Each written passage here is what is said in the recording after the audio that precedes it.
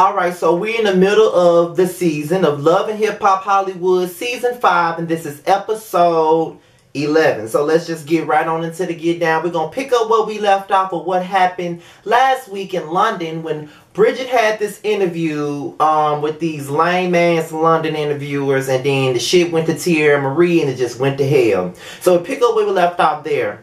And Bridget tries to talk to Tierra Marie through the door because after they say, well, the last time I heard about you, you was in a sex tape. You know what I'm saying? And when they said, where can I see it? You know, that kind of pissed Tierra off and she had to walk the fuck away. Which I understand because that was very much so insensitive. Like, he didn't even have to say that. You know, that was real lame, real foolish, real fucked up. And, you know, when Bridget tried to apologize to Tierra for the situation, you know, Tierra just really didn't want to talk about it. She was just like, leave me the fuck alone. And, you know, Bridget was like, well, I don't know why I even tried to do it. You know, why did I even try to talk to you? Because we already know that Tierra is fucking irrational, and it is what it is. So when Bridget walks away from the door, she does exactly what I felt like she needed to, and that was to go the fuck off on Brooke.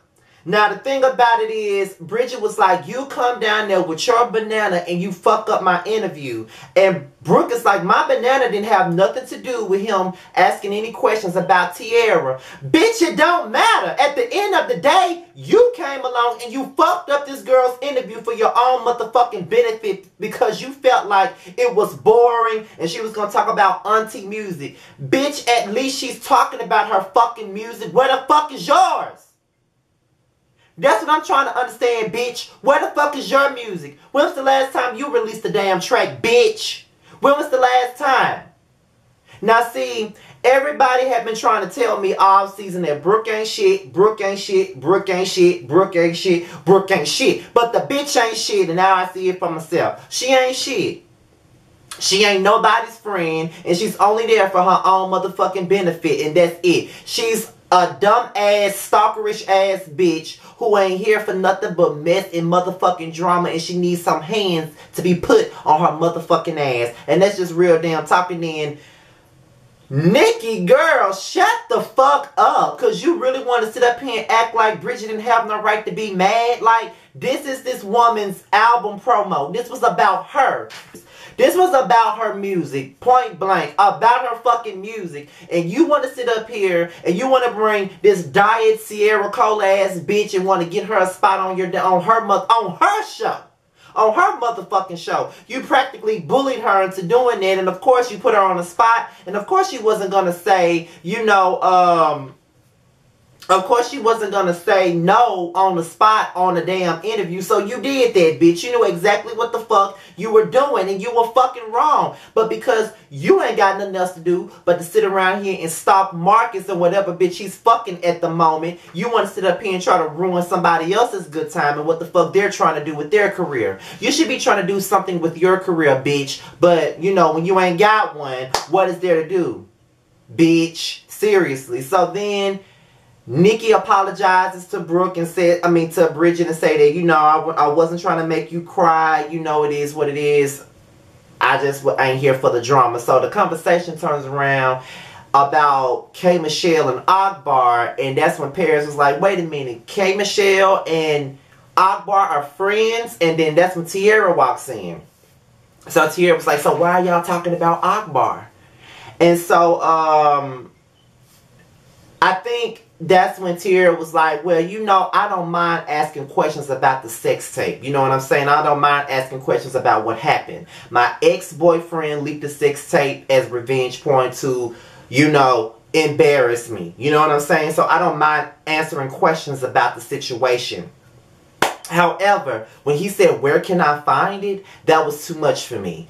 And then Brooke was like, well, he said a lot more when you left. He brought up the fact that K. Michelle and Akbar were going back and forth on Instagram Live. So when they brought that up, you know what I'm saying, that's when Monique was like, well, you know, Kimberly went to go and sit down with Akbar, and that's when Tierra starts going to fuck off on Monique. And this is the part that pisses me off with Tierra. You weak ass bitch. Okay? How the fuck you gonna go? How the hell all y'all gonna sit up here and try to gang up on Moniece over something that another bitch did? What the fuck does Moniece have to do with K. Michelle sitting down with fucking Akbar? That has nothing to fucking do with her. So why the fuck you mad, bitch? That's what I'm trying to figure out. What the fuck is you mad with her for?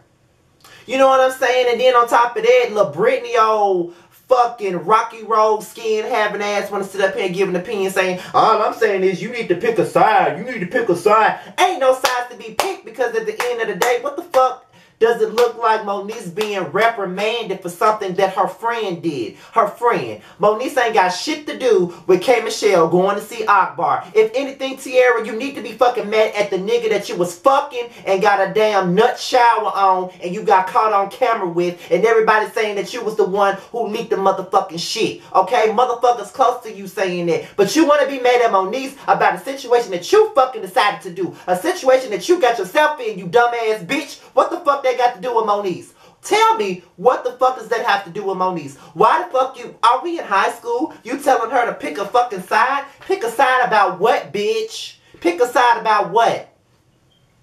Because K. Michelle decided that it was in her best interest to go and talk to Akbar. You want to be mad with motherfucking Moniece about that, bitch? If you want to be mad with somebody about meeting up with Akbar, you dumbass bitch, you take that up with K. Michelle. Are y'all even friends, bitch? Do y'all even know each other? Okay, bitch. So what the fuck are you mad for? That's what I'm trying to figure out. And if you gonna be mad at the nigga that you fucked and got caught on camera with, bitch. Be mad at that motherfucker. What the fuck you mad with Moniece for? She really didn't have nothing to do with that. And then the fact that everybody wants to gang up on motherfucking Moniece about this situation really burnt me the fuck up. That had nothing to do with motherfucking nothing. Okay? They ain't got nothing to do with nothing.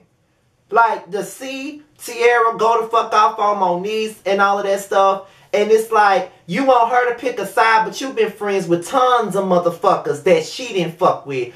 Weren't you best friends with Nikki when Moniece had her issues with Nikki? Okay, you know what I'm saying? Like, to be quite honest, Tierra, you ain't never really been no friend to Moniece at all. Moniece has always been ride or die for your motherfucking ass, and you ain't never did shit. This bitch got in a beef with Princess over your motherfucking ass. Do you know how many people she stood up for? I saw you stand up for motherfucking Shonda when that bitch Kaisha came to the show to out Willie as the nigga that she was sleeping with, saying that she was fucking Willie behind Shonda back, and you sitting up here trying to jump in a fight with that bitch. But I ain't never seen you throw no fucking hands for Moniece, but Moniece has always done it for you. She's always been there for you. When your so-called friends, Nikki and the Pillsbury Doe bitch wasn't there for you at your motherfucking press conference, who the fuck was there? Moniece. That's who the fuck was there for you. And you want to come for her in front of all these whack-ass bitches who don't give a fuck about your friendship, about something that she had nothing to do with? You got a lot of nerve. You got me tight with you. You got me real tight with you. Because you have been the main one on this Hollywood franchise that I've been going up for. Arguing with people in my comments over your motherfucking ass. Okay? You the main one I've been going up for. You the main one I've been trying to see win. Bitch, I got your first album. I bought that shit at the motherfucking store. Bitch, I bought that out of FYE the week it came out. Bitch, 11th grade year, 2005. Like the week before Hurricane Katrina, bitch. So what the fuck you talking about? I've been here for you. But you make yourself look stupid and stupid as the days go by. You do nothing for yourself on the show but make yourself look stupid. You want to blame everybody for everything that you do. Just like last season. You were mad at Moniece. Like she was the only bitch in the room when you did that motherfucking intervention. When there was Nikki there. There was Nia there. There was fucking Lil Fizz there. Everybody else was there. But you want to take it out on Moniece, bitch. What the fuck is your issue? This is the same bitch that's always there for your motherfucking ass. When you was up here last episode and everybody else drinking in your face and everybody trying to push your ass to drink knowing that you are a recovering alcoholic, who the fuck was there for your bitch ass? Moniece was, bitch. That's who was there for you. But that's the same bitch you want to chop her motherfucking head off because of something that another female decided to fucking do? Bitch, grow up. Get a life. Because a lot of this shit that's going on with you, bitch, you brought it on your motherfucking self. You got a lot of nerve. A lot of fucking nerve. To try to say that she need to pick a side. Talking about, she pushed me to go to rehab, but she wouldn't tell me this about Kimberly and Akbar. Why the fuck would she tell that, bitch. Why the fuck would Moniece even tell you that knowing that that's going to make you upset? That was nothing for you to know. You ain't with the nigga no more, so what the fuck does it matter, bitch? What the fuck does it matter? You stupid. You pumpkin head ass bitch. You cancel. I'm done with you for this. Seriously. And looking at that damn preview for next week, and to see how you go in on Moniece and trying to come at her like she princess or somebody, I'm definitely over your ass, bitch. You cancel like Living Single, bitch. You cancel like Moesha, bitch. You cancel like Girlfriends with no season finale, with no series finale, bitch. You cancel all the fucking way around, bitch. You cancel just like you was canceled when Jay-Z dropped your motherfucking ass, bitch. You cancel. You motherfucking canceled and I'm over you. So, my head hurting. I feel like I'm losing my motherfucking voice. But we just got to get through this motherfucking review, don't we? We got to get through this video. So, Organic Apple Watts, she goes to therapy with her daddy. Now, she found her daddy on Facebook a couple of years ago, and after that, you know what I'm saying, they have been able to have a mild relationship. They're not really that close, and that's because of the simple fact that Banana Watts doesn't really know how she can go forward with the relationship with her daddy, knowing that he gave her up and left her in the cold, but he had other kids that he never did leave to the side. And you know what? I understand that. You know what I'm saying? Because when I was growing up, my mom and dad were together up until I was probably about 3 or 4 years old, probably. And, you know, he went away and he married my stepmother, and he had 3 other kids that I'm now close to at this point because our relationship was always strained. Probably because of me and my own personal issues that I have with our dad. So that's probably why we could never be cool like we should have been at the beginning. But you know how things go with that. And I used to always feel some type of jealousy or envy towards them and be like, that's our dad too, and he didn't do this for us, and he wasn't there for us the way that he was there for y'all. So, honestly, I know how that feels. You know what I'm saying? So I can't really knock Pineapple Watts for even feeling that way. You know what I'm saying? Because it's like, parents don't know what they do to you. Like, if you had a child with someone and you didn't do anything for that child, you didn't have a relationship with that child, but you go out and have 2, 3, 4 other kids, and you have a close bond with them, and then you're out here in the cold all by yourself trying to figure out, what was it about me that you couldn't be there for me? You know what I'm saying? And even though she found him, and even though she was glad that she did find him, it's still awkward for her. Like, she don't know how to take him. She don't know how to deal with him. She don't know how to let him in, so to speak. You know what I'm saying? And I understand that too, because it's like, that's your father, but you really don't know this man. And it's hard to get close to someone that's related to you after so much missing time. And it's hard. It's very hard, because I know when I first had that conversation with my dad, and you know what I'm saying, it took me a while to get used to him. Just like with my grandmother, his mother. Like, I had forgiven her for everything that she did or didn't do, or what I felt she did, or how she made me feel. And she forgave me for the YouTube video that I had made a couple of years ago. And it was hard, honestly. Like, it was still awkward. It was still kind of weird, you know what I'm saying, for me. And when we went to New Jersey this year, everything was organic, you know what I'm saying? Like, I'm not going to say that we're close, but it's a better situation now. So, I do understand where Lemon Lime Watts is coming from with this whole little situation. You know what I'm saying? Like, you can't speak on the situation unless you went through that. And I really, really feel Cilantro Watts with this particular situation. She doesn't really know if she wants him to be a full-time dad right now. She can only settle for him being a part-time dad until she figures out what she wants to do with this relationship. And you know what, Parsley Watts, I really do understand that. So this is why I like you, girl. You know what I'm saying? This is the main reason why I like zucchini squash Watts, because she keeps it 100 and she's very relatable, and I can't say it enough. I love Blueberry Watts. Only when she's not with Sean Love and that bullshit. So Ray J, for whatever reason, he goes up and meet Rock Queen, and you know, they sit down and they have a conversation, and he's talking about how he fucked Lyrica. But before he goes into how he fucked Lyrica, he talking about this situation with Moniece and how she fell out and all of that stuff, and Ray J laughing and shit. You know, Ray J is a bitch. And I've been saying that he's a bitch. You know what I'm saying? Like, despite the fact that you don't like Moniece for whatever she did with Princess, because Peasant ain't no motherfucking saint in this situation. Let's just be real and let's just keep it all the way 100 with that. She's not a fucking saint. But I understand that you may not like Moniece for her beef with your wife, but at the same time, it's not right for you to be laughing at this bitch knowing that she had a whole damn panic attack and could have fucking died. You know what I'm saying? Like, have some type of compassion. So, he says that Marcus is a dad, Lucci is a dad, and, you know, Rockstar is a dad. And he feels like he wants to bring him over there with the other guys and whatnot.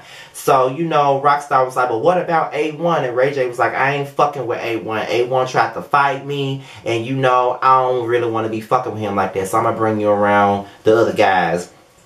So, eventually he does. He brings him over there with Marcus and Lucci. And from the very beginning, Marcus really ain't here for Rockstar at all. He's not here because he knows that A1 got a problem with Rockstar. And so, Rockstar goes in and talking about how he fucked Lyrica, and how it was Harry, and how it was this, and how it was that. Now, I can't say it enough. I don't like Lyrica at all. There's nothing redeeming about her for me to ever like that bitch, period. However, I'm about tired of them using her pussy as a storyline. It's very misogynistic at some point. Like, all y'all gonna sit up here and say y'all fuck this damn girl, and all y'all niggas gonna sit up here and use it as gossip like little bitches. Like, y'all really gonna sit up here and put some more miles on a bitch pussy? And I don't really believe that Rockstar ever even seen a pussy in his life. Okay, maybe he's seen at least one because he got a child. But you know, these days it don't matter if you got a child or not. A nigga, if you gay, you just gay. You just gay with a damn son. That's just what it is. But I just don't feel like that's right. Like, y'all sitting up here gossiping about this girl pussy like that, and then Lucci, you sitting up here talking about Nikki Baby and shit, and talking about how you fucking her and all of that stuff. And I just feel like that. I just never liked being. I did a video about this about 2 years ago. I would never want to be somebody's conversation. I never want to be anyone's conversation. You know what I'm saying? If I'm fucking with you, if I'm fucking you, that's us. I'm fucking you. I don't need you talking to everybody about the fact that we're fucking. Like, that's just gossip. Like, if you want to say, you know, I kick it with Scotty, just say you kick it with Scotty. But just don't go on and say you smashing Scotty, you fucking Scotty, you know, blah, blah, blah, blah, blah. Because, no. That's lame shit, and I don't like that. And I'm glad that Marcus walked the fuck away and didn't want to hear that shit. Because at the end of the day, A1 is their motherfucking friend, and Ray J is full of shit. So, the girls meet up for some tea. Brooke, Bridget, Pillsbury Doe bitch, Moniece, and Sex Tape Shawty, and Cotton Candy Hustler. They all meet up for tea. And they all play Never Have I Ever. And so, I think one of the questions was, never have I ever fucked something. I don't know. I forgot what the question was that Malibu Barbie had said. But Brooke felt like, okay, so you want to put motherfucker, everybody knows that this pussy right here is always tight and right, okay? But since Malibu Barbie want to bring up some shit about everybody else, let's talk about her. So she was like, never have I ever fucked Solo Lucci. And everybody at the table looking around and all of that stuff. And it's like, Brooke was like, well, let's just put it all on the table. You know, we all know that Nikki fucked, you know, Solo Lucci. So that's when Malibu Barbie goes to fuck off on Brooke. And I just feel like it was well deserved because Brooke is extra messy. Like, That shit wasn't even called for. It wasn't called for, period, bitch. And you know it wasn't. But you want to sit up here and make it seem like, you know, it's all good for you to be putting everybody's business out there. I don't know what the fuck you get out of doing that, but somebody's gonna beat your ass. You talking about it's about to be a girl fight. It's gonna be one, bitch, and I hope it's for your ass. Cause see, the thing of it was, we all rooted for you last season, especially due to the fact that you was going the fuck off and was ready to whoop the shit out of that banana nose ass bitch, Hazel. We was happy about that. And we thought you were funny this season. But then you stalkerish. You doing this. You doing all type of shit. And now you just being messy because you ain't got shit else to do. And now you want to come for the whispering Malibu Barbie. You are fucked up for that. And you need to know that, bitch. You really do. You're fucked up. You're a fucked up individual. You're horrible. And that's just that. And the thing of, and I'm just still, and I'm glad that Moniece stuck up for Malibu Barbie. Because at the end of the day, they put themselves in these fucking situations, and then it's like, how do you figure out who the fuck is friends with who? Because at the end of the day, Moniece sex tape shawty really ain't your motherfucking friend. And she really showed that on this motherfucking episode tonight. She was quick to go the fuck off on you, but she wasn't going off on Brooke for some of the shit that she did. You know what I'm saying? Like, the shit is foul and fucked up and phony, and I'm glad that Moniece stuck up for Malibu Barbie. Because like y'all know already, I don't really fuck with Malibu Barbie like that, period. But she really ain't did shit for Brooke to be doing what the fuck she doing. Brooke just gonna start shit with any and everybody that she fucking can, and that's just what it is. She just thirsty for that camera. So Lyrica and A1, they put Lyrica G and Pam in the house together so they can bury the hatchet. And Lyrica G's whole thing is the rumor started because of K. Michelle, an outsider that was in, you know, an outsider that came between their marriage. Pam said, yeah, it might have been true that K. Michelle put the rumors out there, but at the end of the day, Lyrica is the one that's in question and never would have came into light if somebody else never brought it up. So Lyrica was like, if we're going to be a family, we really need to do this the right way. So of course, they buried the hatchet. They decide that they're going to make amends. They're going to be cool. They like each other and they're just going to do what they do and just try to be better towards each other. And I was like, the shit ain't gonna last worth a damn. I don't know who the hell they think they fooling, but they ain't fooling a soul, bitch. Not one soul. So, it's Bridget's show.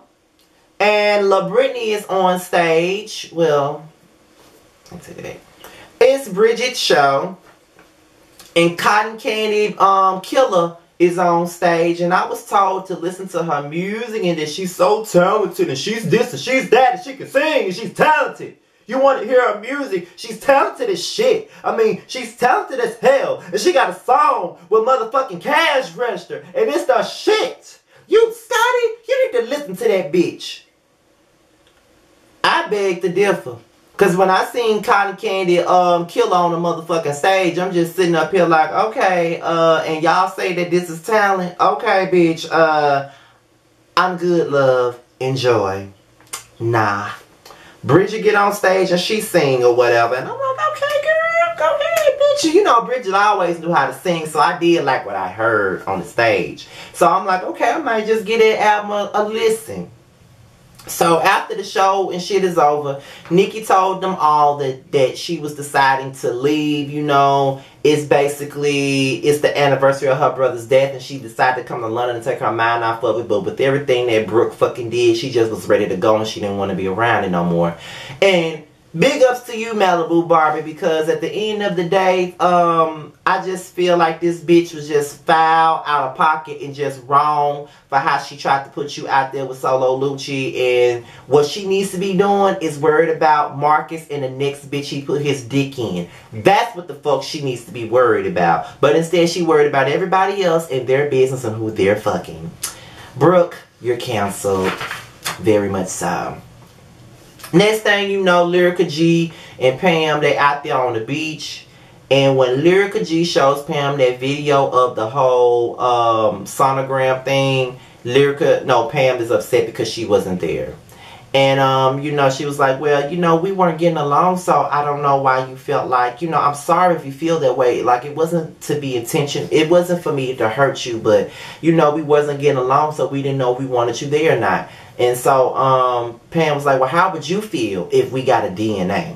And Lyrica G was like, you are an evil bitch, you this and you that, you're wrong for that. I thought we made amends and this and that. And at the end of the day, Lyrica G, I get what you're saying, but Pam got every right to want to be sure. Because at the end of the day, let's just keep it 100. They did separate for a couple of weeks, and then Lyrica turn around and say that she pregnant. And with all the rumors that is going around about her fucking Safari, about her fucking rock star, you would think that a motherfucker would want a DNA test. Now, it might be all lies. It just might be all lies. You know what I'm saying? It just might be all lies. But as a mother, you would want to know if that's if that's really your fucking grandchild. You really can't get mad with Pam about that, Lyrica. You just can't. You just cannot be mad with her about that. So they get ready to throw chairs at each other, and they already about to fight in the damn scene. And Lyrica G called Pam a fat ass bitch, and I'm looking at Diet Shaka Khan like, bitch, you a fat ass bitch too, and your whole body just built wrong. You are built like a turnip, bitch. Okay, you cannot talk about nobody's weight. But at the end of the day, this is my review on Love and Hip Hop Hollywood. I need to go somewhere and sit my ass down because I feel like I am losing my whole voice after all that yelling and screaming I did in this damn review, y'all. All my social media is at the bottom.